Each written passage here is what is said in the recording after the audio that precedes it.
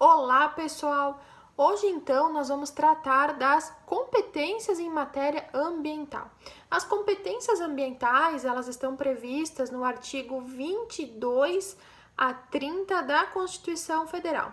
E elas tratam basicamente de matérias que envolvem, então, a capacidade de legislar em matéria ambiental envolvendo União, estados e municípios, tá?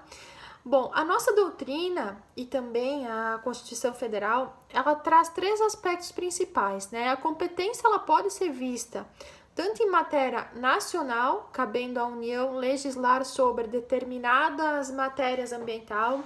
A competência, então, ela pode ser regional, né? Atribuindo, então, aos estados legislar em matéria estadual e aos municípios também do ponto de vista local.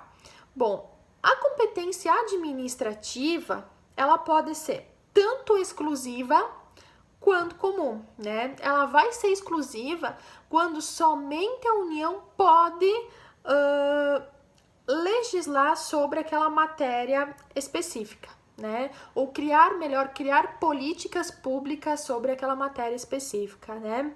E essa competência administrativa exclusiva, ela é indelegável, ou seja, só a União pode, né? Ela não pode delegar para municípios e estado. Por exemplo, né, quando eu falo de política nacional de recursos hídricos, né, é uma política pública que compete, então, exclusivamente à União, né? Os serviços nucleares, quem tem que regrar os serviços nucleares em matéria administrativa? É competência exclusiva da União, né? A competência administrativa, ela pode ser também comum, né? Que cabe tanto à União quanto aos estados e municípios, né? Por exemplo, matérias que envolvem a preservação do meio ambiente, né? O combate à poluição ambiental, o combate e erradicação da pobreza, que também a gente sabe que é uma questão ambiental, ela é uma competência administrativa comum que compete a todos os entes federados, né? E como é que então estados e municípios vão utilizar, por exemplo, de políticas públicas de combate à poluição? Vai ter que ser através de lei complementar. Além da competência administrativa, nós temos a competência legislativa. A legislativa, segundo a doutrina, ela pode ser privativa e ela pode ser concorrente. Ela vai ser privativa quando vai competir exclusivamente à União. Por exemplo, legislar sobre sistema agrário, legislar sobre águas, né? Águas marinhas, rios. Quem tem essa competência legislativa é somente a União. Energia nuclear, índios, né? Só a União é que pode legislar em matéria privativa. Em matéria concorrente, dentro da competência legislativa, nós temos então os estados e a União, né?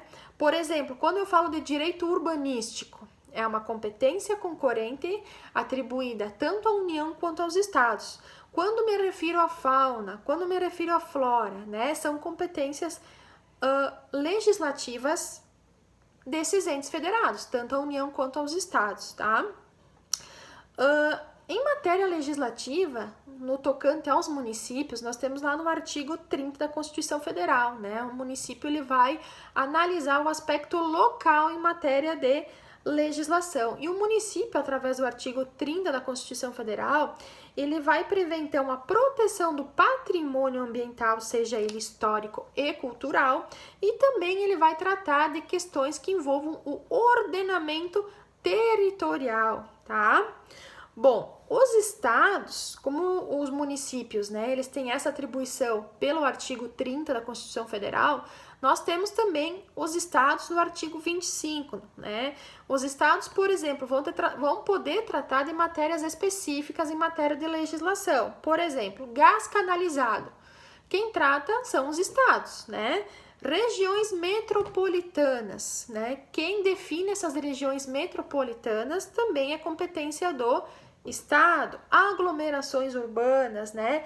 A criação de micro-regiões, né? São matérias ambientais de competência dos estados, competência legislativa.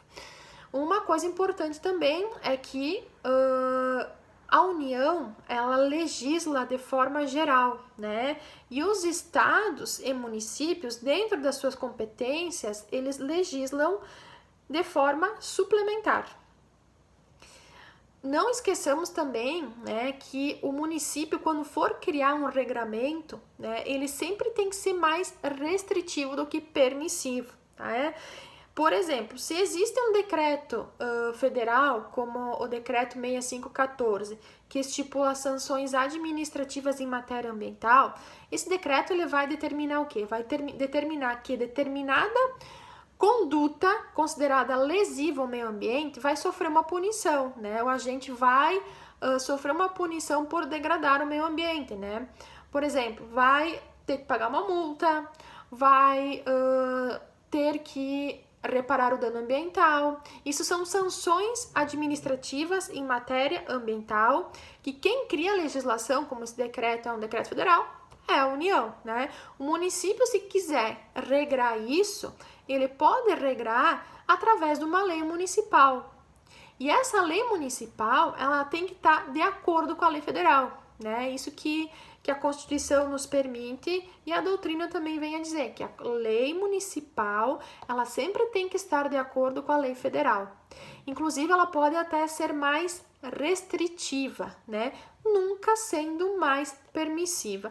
A mesma coisa que uso como exemplo com vocês é a questão das áreas de preservação permanente que estão previstas no decreto, que estão previstas no Código Florestal de 2012, né?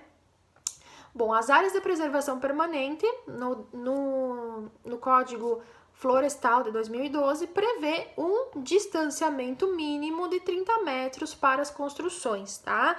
O município, se quiser copiar esse código florestal, ele pode criar um código ambiental local, porém, ele tem que fazer uma transcrição literal da lei.